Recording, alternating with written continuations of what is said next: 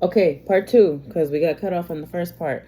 This could, we're talking about how there's a union that's coming here. There's an offer that's coming here, right? That's going to be really beautiful. Now, the thing about this, it is very heart-centered. Even though there is some skepticism here, it is very heart-centered.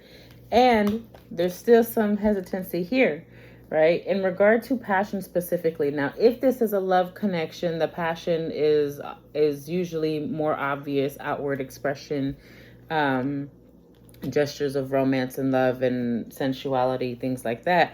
Not always sexuality, but sensuality.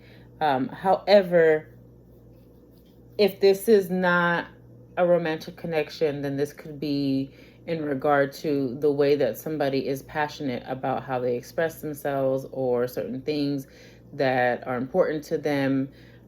Could be a bit concerning. So use your discernment on that. Nevertheless, it's gonna bear fruit. Matter of fact, you're gonna be draped in fruit. You are going to be dripping in fruit, quite literally.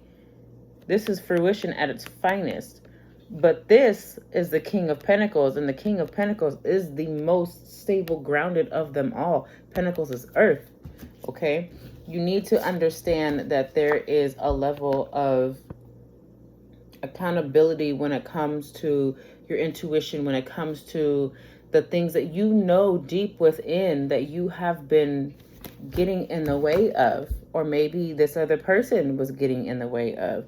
However it resonates, somebody has been getting in their own way, sneaking around, doing unnecessary stuff, right?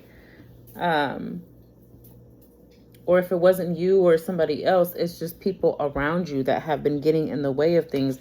Nevertheless, the High Priestess is telling you to honor your inner wisdom, but also honor your spiritual team too, because they've been fighting for you heavy in ways that you don't even know, and you will be victorious because you've had them behind you this whole time.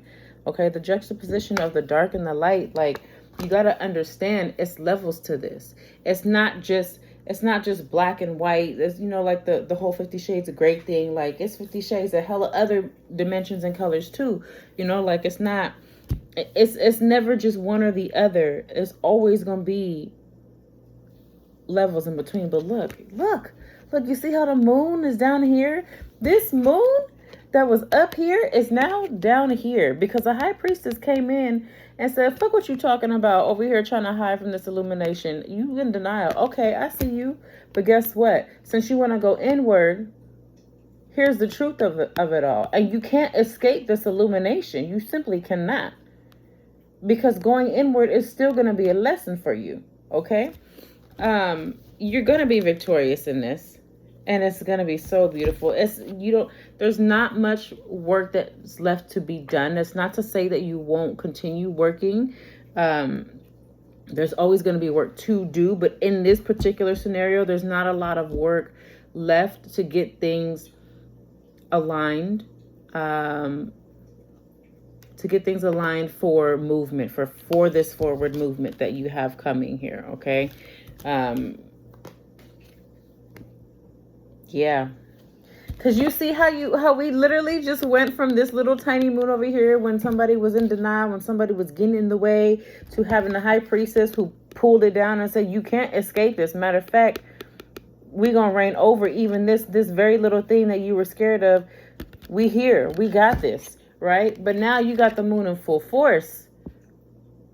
And now you got to look at it. Now you got to see what's there in the dark, because everything going to come to light.